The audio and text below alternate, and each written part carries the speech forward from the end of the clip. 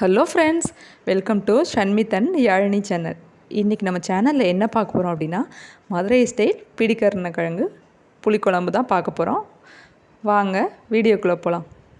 First அதுக்கு என்ன தேவையான இன்க்ரீடியன்ஸ் என்னென்னு பார்த்துக்கலாம். கடுகு, சோம்பு, வெந்தயம், சின்ன வெங்காயம், 10 பல் பூண்டு, கருவேப்பிலை, தக்காளி, ஒரு லெமன் சைஸ் அளவு புளி, வேக வச்சு கட் பண்ணி தோலை உரிச்சிட்டு கட் பண்ணி வச்சுருக்க கருணக்கிழங்கு.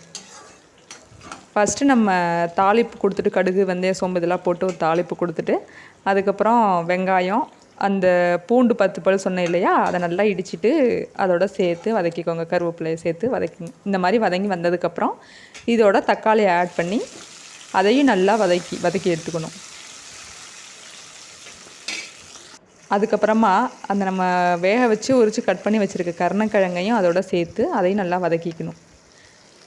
இப்போ நான் இதில் ஒரு சீக்ரெட் மசாலா சேர்க்க போகிறேன். அது என்னென்னா, எங்கள் ஊர் சைடு இல்லாமல் மேக்ஸிமம் எல்லா குழம்புக்குமே நாங்கள் இந்த மசாலா பொடி, மிளகா பொடி தான் இது யூஸ் பண்ணுவோம்.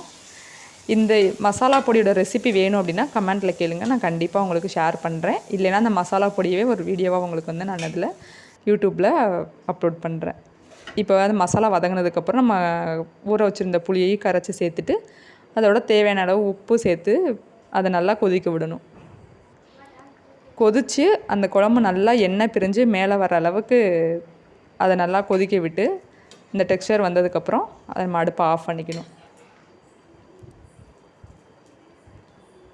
இதுக்கு காம்பினேஷன் பார்த்திங்கன்னா, முட்டை ஆம்லேட், இல்லை வேக வச்ச முட்டை பொடி மாஸ், இந்த மாதிரி எதை வேணாலும் இதுக்கு காம்பினேஷனாக வச்சுக்கலாம். இல்லை பீன்ஸ் கேரட் பொரியல், அந்த மாதிரி காரம் அதிகமாக இல்லாத மாதிரி அந்த மாதிரி பொரியல் இந்த குழம்போட சைடிஷாக வச்சு சாப்பிட்டோம்னா செம்மையாக இருக்குங்க.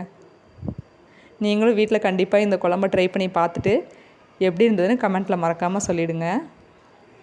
இந்த வீடியோ பிடிச்சிருந்தா லைக் பண்ணுங்கள், ஷேர் பண்ணுங்கள், நம்ம சேனலுக்கு சப்ஸ்கிரைப் பண்ணிடுங்க. தேங்க்யூ.